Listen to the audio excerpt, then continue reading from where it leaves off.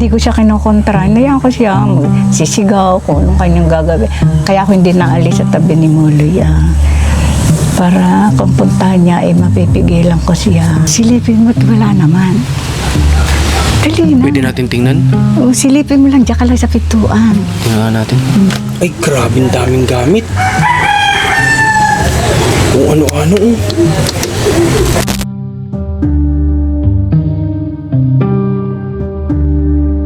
May kutsara na Babatayan sobrang mo. dumi, may basura, may hose, may sira-sirang salamin. Kung ano-ano baga ito. Keyboard na sira-sira. Hala, may mga bag na pinulutan. Ayan. Alright guys, kamusta kayo lahat and welcome back dito sa ating munting channel. At muli po, sana yung mga bago pa lang dito mag-subscribe na po kayo at i-click nyo yung notification bell sa baba para nang sa ganon ay ma-update po kayo sa mga araw-araw natin na uploads. At oo nga pala, magiging upload sa natin ay 2 everyday. So mali pala sinabi ko kahapon, ang vlog pala natin ay alas 12 ng tanghali at alas 8 po ng gabi. Yan po yung time na magiging uploads po natin. Araw-araw na po yan. At syempre, andito tayo ngayon kay Nanay Minerva dahil yung last time na pagbisita natin, nakita nyo naman lahat na failed yung mission natin kay Kuya Melencio. So, bibisita tayo ngayon para alamin natin kung ano naging sitwasyon. Pero bago ang lahat, magsha-shoutout muna tayo. Ayan kay Ma'am Melissa Saratobias kung daw nagkakamali. Sabi niya, Mr. Marcos, ilagay nyo na lang sa facilities gaya ng ginagawa ni Sir Paul Pugong Biyahero, Nina Aiza, and para doon maalagaan pati sa pag-inom ng gamot dahil palala. Isa pa baka gawin sa mga tao dyan na gusto man talaga sa facilities pero malay mo meron mga sponsor na tutulong.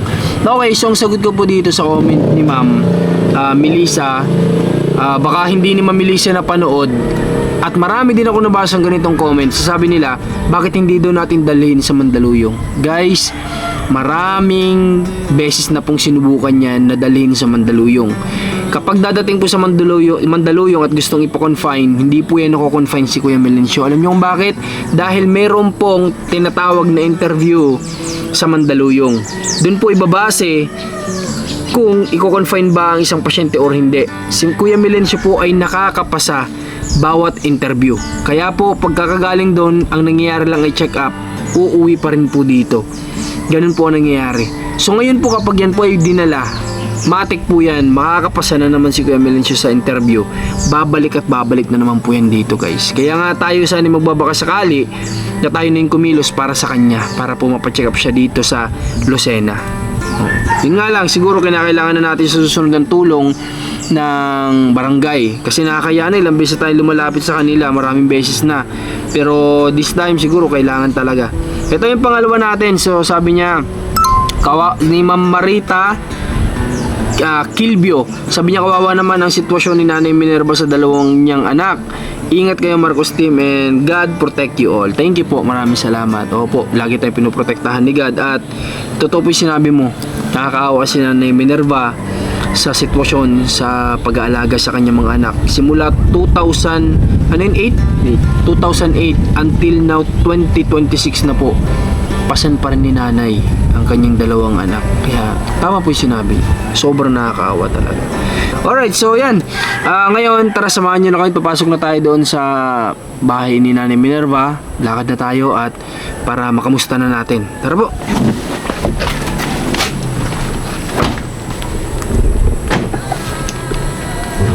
Kaya tara, let's go. Kaya na natin. Medyo maputik dito, umulan dito. Ay, sa bagay, doon din pala sa Candelaria kahapon. Puro ulan maghapon ni. So sana lang nandito si Kuya Melencio ngayon para kamusta natin. Noong nakaraan, ayos na yung usap namin eh. Sabi niya, oo daw, papacheck up na daw siya. Sabi ko lang, siguraduhin nila makakainom ng gamot sa gabi bago pa-check up para kalmado. Kaso hindi na painom, ayaw daw. So, kita nyo yung nangyari nung kinabukasan. Hindi natin siya mapilit.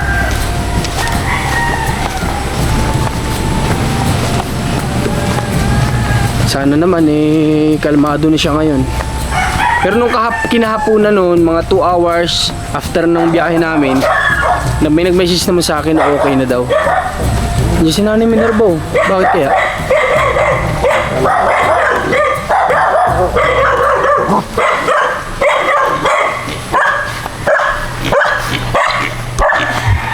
Nay!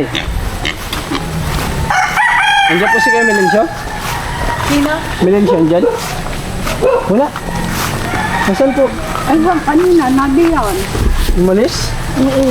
Pero pasaglit, dito na kaya kami nalaman. Ako'y natutuwa. Ay, gaganda ng halaman. Ay, Ako'y nagtaba. anong tawag dito na yung ganda naman? Ano, Cadena de Amor.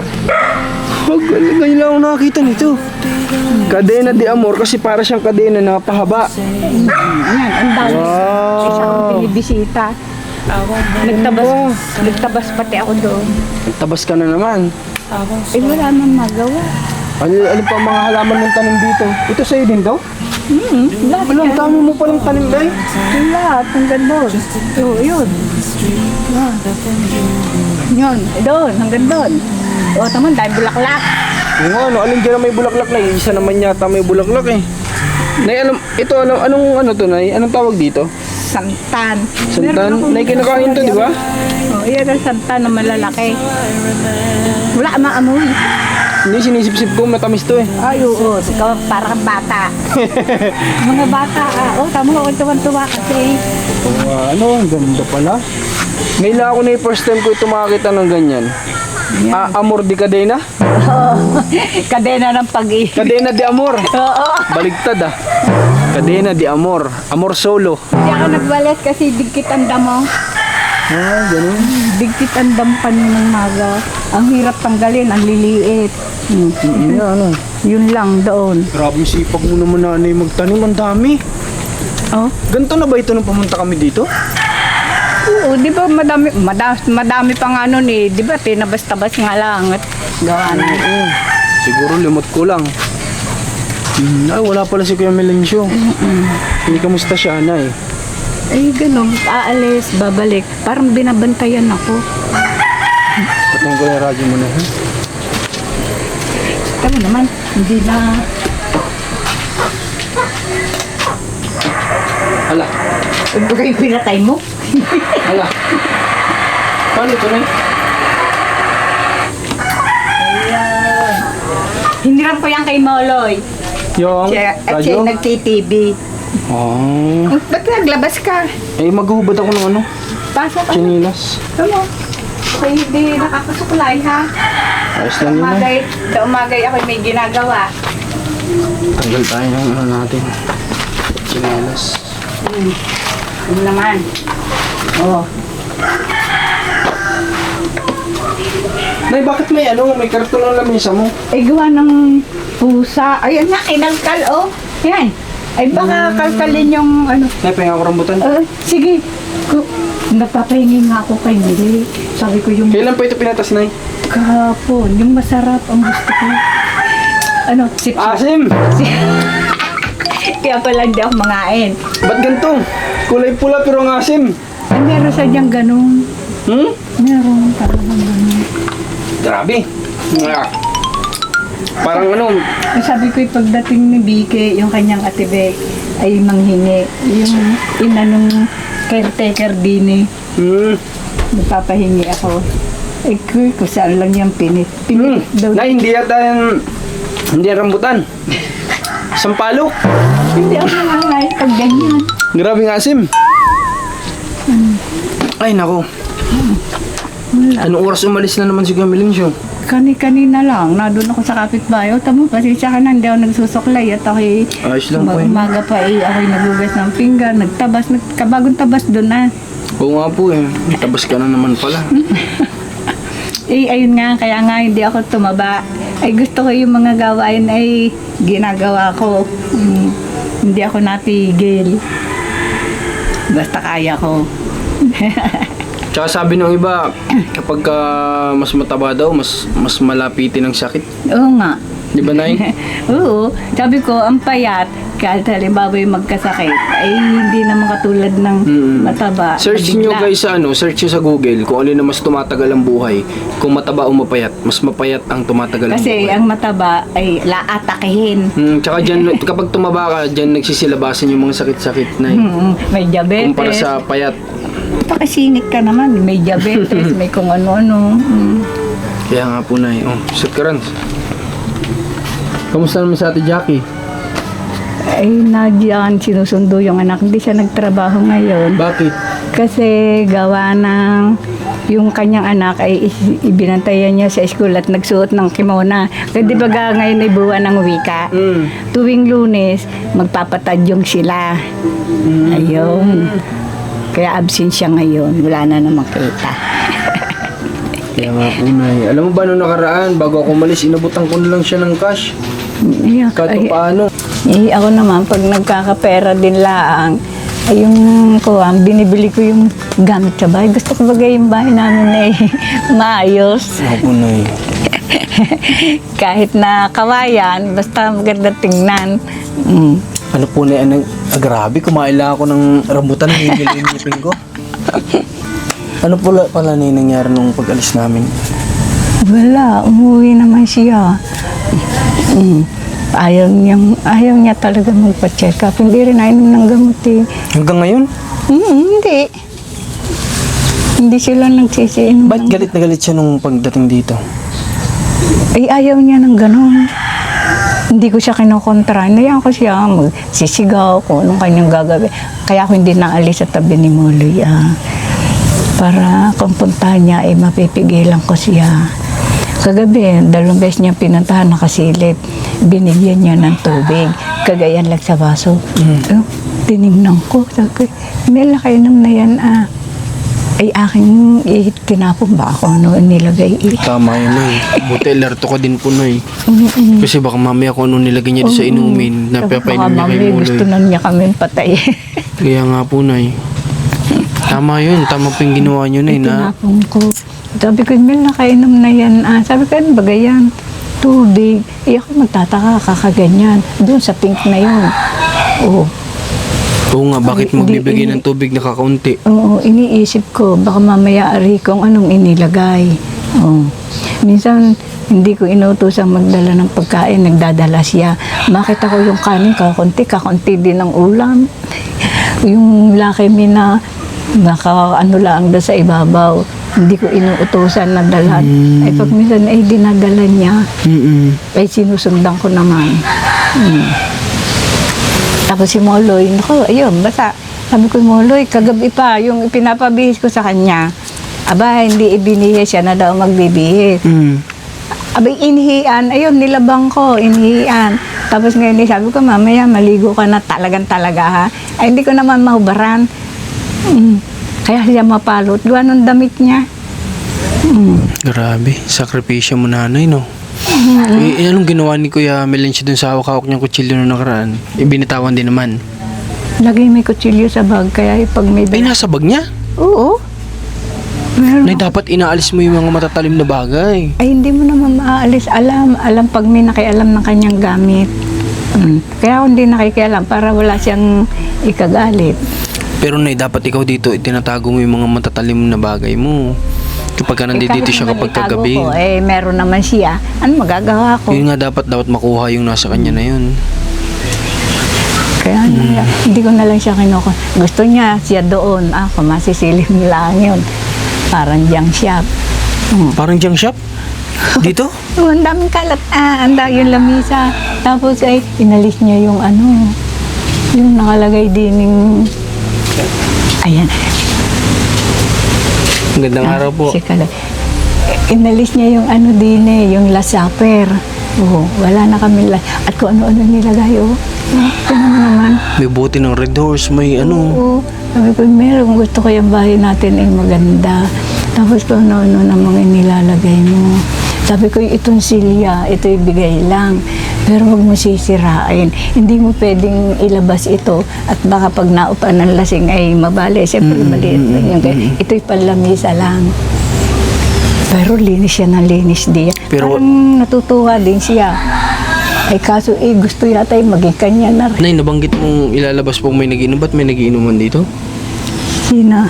Sabi mo, huwag ilalabas pag may magiinom. Di ibig sabihin may nagiinuman dito. Yung kanyang kuya, pag minsan. Kala ko may mga dinadalang kainuman dito si Hindi. Camilencio. Ang kanyang kuya mo, pag may bisita. Saan po pala si ano ngayon? Si Kuya Magi. Si Kuya Imo po ba na may trabaho? Ay, hindi. Nasa dagat 2 araw na nga hindi na pa rito. Tsaka may ginagawa siya diyan na hindi na nga matapos-tapos, tinatawagan siya. Sabi daw naman ng si Iting, gusto daw nila si Magi ang magawa. Ayun. Kasi may papagawa sana ako kay ano. Ay, sino sabi mo? Si Mike? Okay. Nga, pero sa akin naman, kung sino sana yung available kay Kuya Imo at kay Kuya Magi. Kasi gusto ko na po masimulan doon. Hindi ko po mapasimulan kasi si Kuya Magi may trabaho. Ay, iyon ang sabi ni Kuwan. Ang magagawa daw ay si Magi. Kahit sino naman po, basta kung sino yung available sa kanila. Ay si Imo, ayun, nag-iisda naman.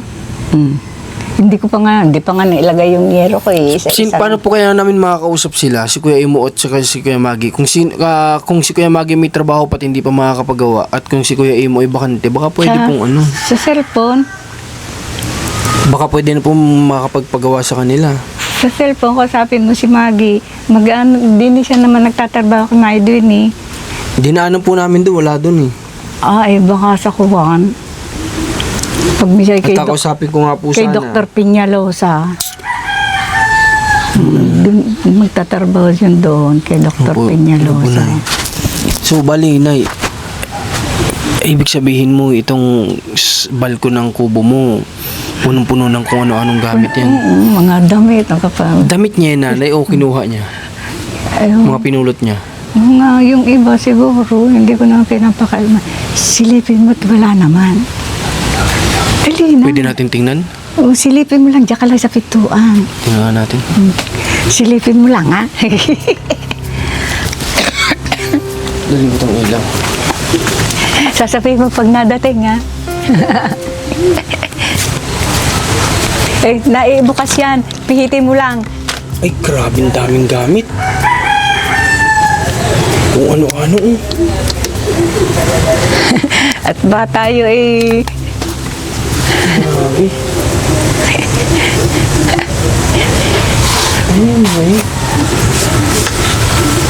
Ayun, binili ko ng banig. O, tinan mo, ang ginawa niya. Ano ba? Ay, grabe, ang daming damit. Kung ano-ano. May kutsara na Babatayan sobrang mo. dumi, may basura, may hose, may sira-sirang salamin. Ang babantayan mo. Kung ano-ano ba kayo Baka ito? biglang makarating. Magagalit May yun. keyboard na sira-sira. Hala, may mga bag na pinulutan. Ayan.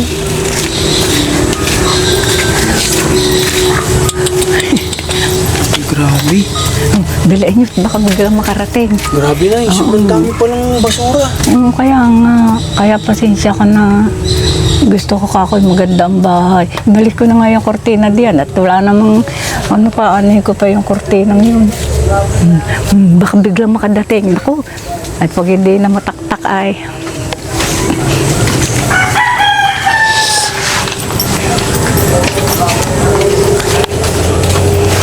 Grabe, ang dami palang basura. Nakita mo, yung, gusto ko nga kakoy magandang bahay. Kaso wala. Hindi ko nga pala nasindihan ng ilaw. Ay, ayos at may ilaw na. Grabe. Kailan pa yun na ganyan? Karaming tambak Matagal dyan. na, itong nagkasakit ulit siya. Kaya nga nun gusto kong ma-confine. Nung na-confine siya, nilinis ko lahat ng basura niya. Pinapong. Nay, di ba nung nakaraan mo lang siya dinala ulit? Oo, 2 beses. Hindi pa 2 beses na. Wala rin. Hindi siya nako-confine dahil nakakapasa sa interview, di ba? Ayun nga, paulit-ulit sinasabi ng mga viewers, ba't daw hindi natin dalhin sa Mandaluyong? Hindi nila alam na dumadaan dun sa interview. Dumadaan nga sa interview. Kahit pag gusto namin yan ipa-confine dun, kung si Kuya Milencio yung nakakapasa. Ako tuwan-tuwa nga noon. At gabing-gabi na hindi pa nabalik. Yung pala na obserbahan. Tapos nag-text si Maggie, iuwi daw nila. Naku, nadismaya ako. Yung nga na kasi maganda sana kung mako-confine si Kuya Milencio talaga. Nung isang, Kasi kung okay lang kung sumasama siya sa atin magpa-check up, okay lang na nandito kahit di na ipa-confine yun. Dahil matuturukan siya. Kaso ang problema, ayaw. ayaw nga eh. So, ang maganda dapat talaga niya na i-confine para nang sa ganun, Ayaw doon siya nga. matutukan. Hindi nga matanggap eh. Ayun nga ang problema natin eh. Alam nga na may pagsiksikan doon. Sabihin naman ng doktor, marunong pa kayo sa amin. Kaya nga po. Ba't nyo pa dinala dito? Alam pala ni... Bakit marunong pa kayo sa amin kung ano yung kung sino yung ipapasok dito at sino sa hindi, di ba, Nay? Ba't dinala pa nyo dito? Alam pala ninyong ganon. Problema natin dito guys. Kaya hindi ko na alam kung ano bagang gagawin. Si Kuya Imo po natutulog pa ba dito? Hindi na. 2 gabi nang hindi dito natulog. Kaya ako'y maingat. Hindi ako nagtataas ng boses, hindi ako nagtatanong ng kung ano. At ba mamaya ay mapagtripan kami. Nung isang maga, napaaga ako ng bangon kasi nakinig ko yung nagagalit si Moloy. Malakas ang boses. Ay di bangon agad ako at baka ako pinupuntahan. Ay wala naman, dito siya nakaupo. Si Moloy naman ay sadyang ganon to.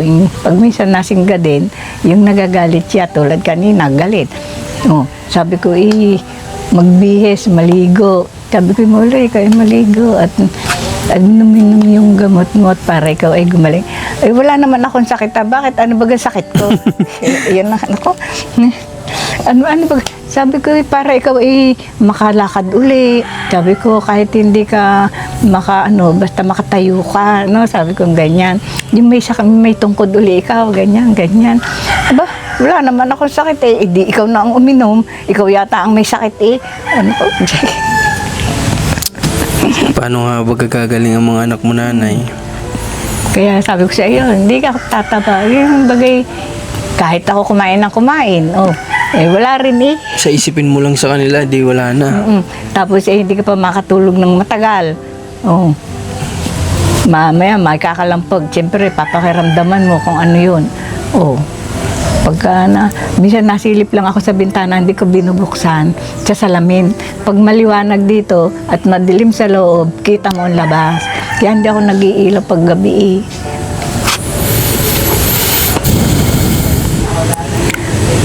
Ang taas pati ngayon ng kuryente. Kapag po ba, Nanay, gabi, lumalabas pa rin siya? Daling araw? Oo, nalabas. Pag nagliwanag yan, alis siya. Nasa labas. Okay, nakaupo lang din eh. Kaya nga kami na nung huling bisita, lumalis na lang muna kami, sabi ko, kasi baka lalo siya magalit. Parang nagalit siya nung nakita niya si Ate Jackie doon sa ano. Oo, at saka si Eden, nung nakita niya. Kasi nung ako lang, hindi pa siya galit eh. Sabi, ikaw Edgar daw ha? Nakita ko si Doon nga siya nagalit siya nung nakita niya yung dalawang magkapatid. Nung ako lang nakita niya, hindi siya galit. Sabi niya, check up? Sabi niya ganun. Sabi ko, oo. Tapos nakita niya yung lalaki una. Umalis siya. Pinsan nila yun. Oo nga po. Tapos nung nakita niya ulit din si Ate Jackie, nagdire-diretsyon siya ng lakad. Kaya sabi ko, kaya galit siya. Kaya nung araw na yun, sabi ko din, huwag na lang muna tayo maglapit at baka matrigger din yan. Lalong lumala. Mamaya ko ano pa magawa kaya yung kay nanay. bata, hindi madala din eh. Nadini kaninang maga, yung mag-ina, ginagalaw yan. Gagalawin mo yan. Siyempre, bata. Pag yan ay nasira, ako kumindat kay Jackie. Sabi ko sabi doon sa bata, sabi mo sa iyong ama ha, ang dami na niyang utang. Pero si Ate Jackie nakapunta na dito kanina. Nagkausap sila ni Milencio. Hindi, wala naman na. Hindi sila nag-uusap at hindi nga naimik kay Jackie. Pero napunta si Jackie dito. Yung parang yung pang-alo namin ay yung bata. Sabi ko, baby, bless kay Lolo Mel. Lapit ikaw. Gawa nagtututurong ganyan yung bata sa kanyang lolo. Lolo, kasi gusto sa kanya, kasi malapit na sa kanya yung bata eh. Sabi ko, Jackie, ibaba mo at pupunta kay Lolo Mel. Hayaan mong mag-bless. Ay kasi pinaka-alman yan. Huwag mo yan pakialmat, baka ay mahira. Nagpunta ako dito kasi gusto ko sanang malaman yung update sa kanya. Ano kaya pwede pa natin gawin ay? Tingin mo na kinakailangan na nating humingi ng tulong sa barangay para madala siya sa Lucena? Ewan ko lang. Hindi ko din malamat. Parang ako'y nahihiya na din sa barangay. Kasi nung isang dinala yan doon. Sa ano pala? Doon. Sa Mandaluyong. Ay, ang nagkapag-usap doon ay yung konsihal. Yung konsihal na pinagtatrabahuhan ng aking anak ni Vicky. Ayun. Tumulong siya sa gastos. Yung mga barangay ay binigyan niya ng panggastos. Tapos yung 1,000 binigay kay Mel para lang sumama. Ay nung pagdating doon ay kinuha nila at pambili ng pagkain. Ako galit na galit. Nung dumating galit din dumating galit. Paano kaya gagawin Tumulong natin? sila sa panggastos. 5,000 ang binigay noon. Kasi, tapos binigyan ko sa Jackie ng 3,000. Sabi ko, Jackie, ito sa inyo. Kung halimbawa matkulangin, ay di, may pandagdag. Hindi naman nila naubos yung binigay ko kay Jackie. Sabi, inay, yan inabawasan lang na binili namin ng pagkain ni Tito Magi. Yung binigay ni Ikonsihal doon yun sa barangay. Mabuti na nga lang din kahit papaano itong barangay nyo napakabilis lapitan. At saka responsible sila sa mga lumalapit din ng tulong. Talagang kumikilos sila.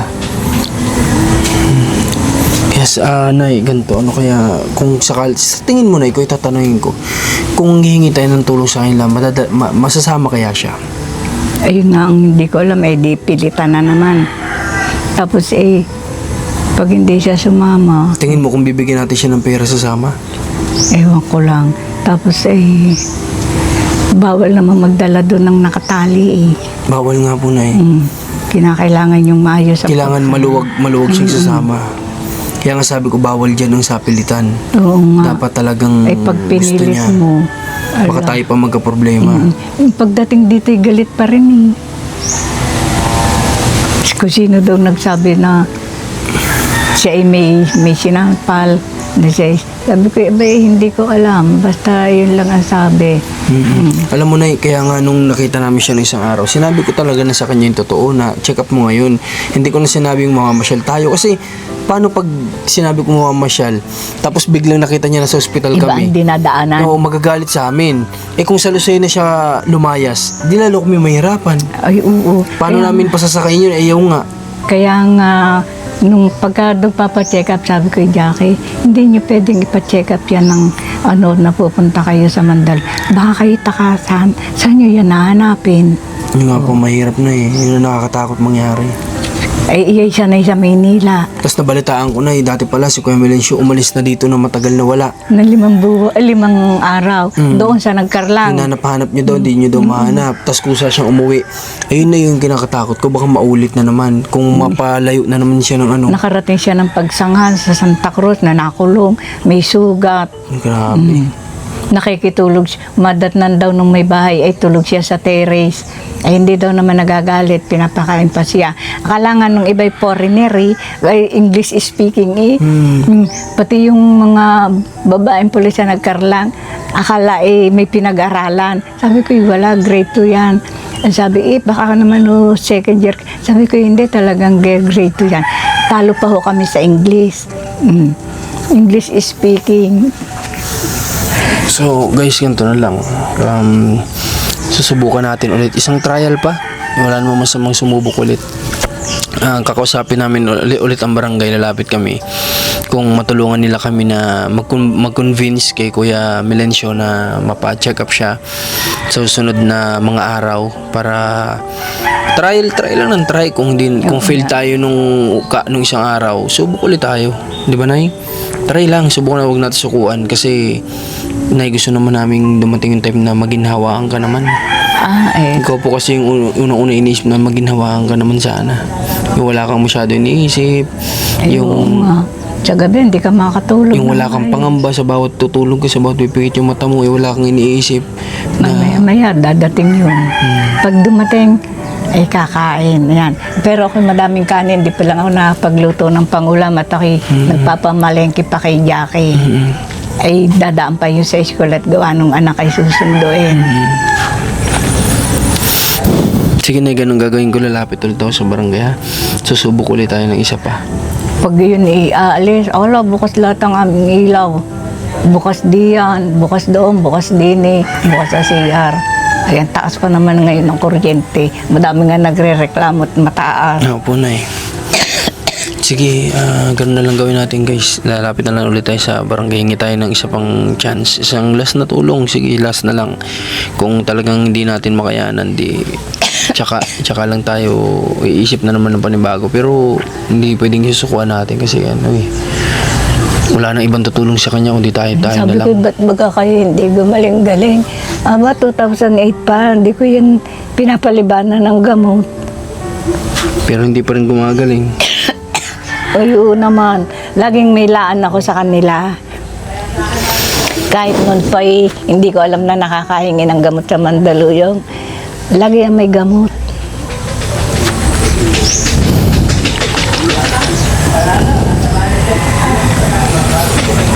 Sobrang tagal na, Nay, na inuubo ka.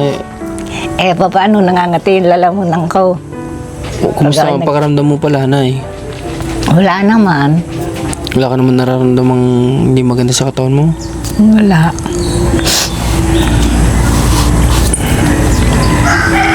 Pag hindi na sumama si Kuya Melencio sa pangalawang pagkakataon, ikaw na lang papacheck up ko, ha? Nanay, Ay, sige. pacheck up tayo. Samahan ko kita para, kagaya inuubo ka.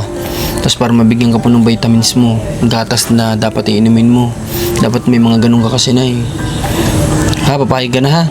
Tayo na lang Sige. kapag hindi natin makonvince talaga si Kuya Melencio, habang nag-iisip na naman tayong bagong pwedeng gawin, ikaw muna papacheck upan ko. Nay, kung gusto mo sumabay ka na lang, pwede naman yun. Masasama siguro kapag kasama ka. Walang maiiwan sa kanya. Oh, Kay Kuya Muloy, baka may pwede tayong pasayuan. siyempre. May trabaho yung ibang kapatid. Para wag na pala nating antayin na hindi papayag si Kuya Melencio. Maganda makapagpa-check up ka na rin. Kaya hindi ako nag-aalis. Ngayon, hindi nga ako namimili. Laging utos kay Jackie.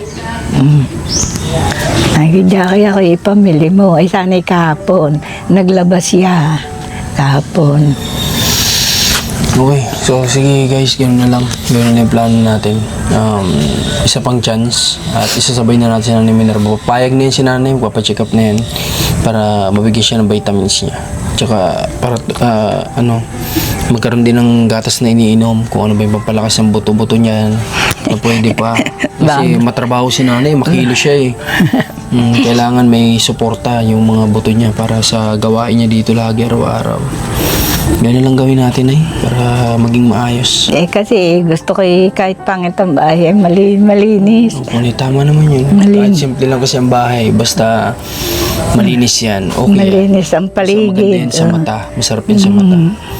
Okay, sige. So, ganun na lang guys. Ganun lang gagawin namin. So, abangan nyo na lang kung ano yung pwedeng mangyari sa pangalawang attempt natin kay Kuya Melencio. At before kami dito lalabas, pupunta tayo ng barangay. May pag-usap tayo dun. So, yun na lang abangan nyo guys. Maraming salamat sa pag-pray nyo po na sana matuloy na to. Sana mapapayag natin si Kuya Melencio, no? Bilang naman yung mission natin dito. Kasi lahat po yan, magiging maayos po si Nanay Minerva kapag naiayos natin sila. Hanggat di natin sila naiayos, hindi po magiging okay to si Nanay Minerva. Yun lang po yun. Kaya sila po yung pinipilit natin na mapagamot kasi sila ang sa kanila magsisimula yung ikakapanatag ni Nanay kapag okay na sila. She just wants the truth. She brings the calm just like a quiet prayer fills the room. Kisses like Sunday, fights like Friday night. And I'd go to hell and back just to hold her tight. She slips right through my hands and shows up like nothing's changed. Yeah, she's wild when she wants, like she's never coming down. There's a storm in her blood, but I see heaven in her brown eyes. It kills me, yeah.